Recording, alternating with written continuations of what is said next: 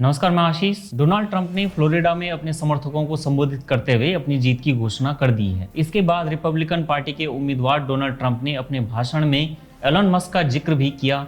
Social media site x के मालिक Elon Musk ने डोनाल्ड ट्रंप के चुनावी प्रचार अभियान में बहुत बड़ी भूमिका निभाई है। यही वजह है कि डोनाल्ड ट्रंप ने भी एलन मस्क को रिपब्लिकन पार्टी का नया सितारा बता दिया है। इसी के साथ डोनाल्ड ट्रंप का अमेरिका का 47वां राष्ट्रपति बनना भी तय हो चुका है। डोनाल्ड ट्रंप जिसे हराकर दोबारा अमेरिका के राष्ट्रपति बनने जा रहे हैं, वो है अमेरिका की डेमोक्रेटिक पार्टी की महिला उम्मीदवार कमला हैरिस। यानी अमेरिका ने एक बार फिर से एक महिला से राष्ट्रपति बनने का अधिकार छीन लिया है। यानी डोनाल्ड ट्रंप की जीत से एक बात स्पष्ट हो गई है कि अमेरिका जैसा कथित विकसित और प्रगतिशील देश कभी भी एक महिला को राष्ट्रपति बनते हुए नहीं देख सकता। 1788-90 में अमेरिका में पहला राष्ट्रपति चुनाव हुआ था। तब से और आज तक 235 साल का अंतराल हो चुका है, लेकिन अमेरिका में एक भी महिला राष्ट्रपति नहीं बन पाई। ये वही अमेरिका है जो दुनिया भर का बोझ अपने सर पर लिए घूमने का दावा करता है। हर किस्म की रैंकिंग और संस्था इन्होंने बनाई हुई है ताकि दुनिया को सर्टिफिकेट भी दे सकें। इसमें डाइवर्सिटी के सर्टिफिकेट हैं, पितृसत्ता यानी पैट्रियार्की के सर्टिफिकेट हैं, और भी जाने क्या क्या सर्टिफिकेट्स हैं जो अमेरिका समय समय पर दूसरे देशों को देता रहता है। अब अगर अमेरिका की तुलना में भारत को देखें तो भारत के संविधान निर्माताओं ने संविधान में ही सुनिश्चित किया था कि सभी नागरिकों को वोट देने के अधिकार हों। अमेरिका में श्वेत महिलाओं को, व्हाइट जो वहां पर थी महिलाएं हैं, उनको वोट देने का अधिकार ही 1920 में आकर दिया, और ब्लैक महिलाओं को साल 1965 में ये अधिकार मिला। अमेरिका में महिलाओं और अश्वेतों को लंबे संघर्ष के बाद वोट देने का अधिकार मिला था। अमेरिका की आजादी के 235 सालों के बाद आज तक एक भी महिला राष्ट्रपति वहां पर नहीं चुनी गई है। खुद डोनाल्ड ट्रंप की वजह से 2 बार अमेरिका को उसकी पहली महिला राष्ट्रपति नहीं मिल पाई। पहले हिलरी क्लिंटन को उन्होंने हराया था और इस बार अब कमला हैरिस को उन्होंने हराया है। आप अगर इन लोगों के चुनाव कैंपेन और जीत के बाद की भाषा को भी देखेंगे तो उसमें सिर्फ बॉयज ही बॉयज हैं, यानी पूरा भाईचारा, भाईवाद, बिल्कुल पुरुषों का ही वर्चस्व।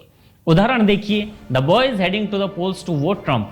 खुद एलन मस्क लिख रहे थे कि man are voting in record numbers, boys have come for voting, Trump won the election, boys are going to eat good again. यानी पूरी तरह से पितृसत्ता का ही अमेरिका पर कब्जा हो रहा है, दबदबा बना हुआ है, और दोष लगाए जाते हैं भारत पर कि हमारे यहाँ पितृसत्ता है, यानी पैट्रियार्की है। पश्चिमी देशों में तो महिलाओं को वोट देने तक का अधिकार नहीं था। प्राचीन ग्रीस और रोम गणराज्य में भी महिलाओं को वोट देने का अधिकार नहीं रहा। एथेंस यानी ग्रीस को तो कहा जाता है कि दुनिया में सबसे पहले अगर कहीं लोकतांत्रिक शासन व्यवस्था थी तो वो ग्रीस में थी, लेकिन वहां महिलाओं को मतदान करने का अधिकार पहली बार साल 1952 में आकर के मिला। भारत तो 1947 तक गुलाम था, लेकिन पहली सरकार जो बनी उसमें भी महिलाओं का योगदान रहा, उन्हें अहम पदों पर भी रखा गया। जबकि विकसित देशों में 19वीं सदी में पहुंचकर कई यूरोपीय देशों ने पहली बार इस बारे में सोचा कि महिलाओं को भी मतदान का अधिकार होना चाहिए। यूरोप के कई देशों में वर्ल्ड वॉर 2 यानी दूसरे विश्व युद्ध के बाद महिलाओं के लिए मतदान के अधिकार के बारे में सोचा गया। महिलाओं की ये दबी कुचली आवाज पश्चिमी देशों में थी। ये आवाज फेमिनिज्म की शक्ल लेने लगी और पितृसत्ता के विरोध में पश्चिम की कुंठित, शोषित महिलाओं के अंदर की आवाज विरोध का स्वर लेने लगी थी। और फिर इसने जगह बनाई भारत जैसे देशों में जो कि अभी विकसित हो रहे थे, संघर्ष कर रहे थे। यानी नैरेटिव हमेशा अमेरिका का रहा, जबकि दोषी भारत जैसे देशों को बनाया जाता था, जिनकी मौजूदगी आज अमेरिका से लेकर के ब्रिटेन और तमाम यूरोप सभी देशों के चुनावों में महत्वपूर्ण भूमिका निभा रही है। यानी पोएटिक जस्टिस भारत के वही फेमिनिस्ट और अल्ट्रा लेफ्टिस्ट आज अमेरिका के राष्ट्रपति को कोस रहे हैं और आरोप लगा रहे हैं कि वहां पर पितृसत्ता है। आप ये ट्वीट देखिए स्क्रीन पर, देखते हैं कि ट्रंप के दोबारा सत्ता में आने के बाद से अमेरिका में क्या बदलने वाला है। देखते रहिए द पैम्फलेट। धन्यवाद।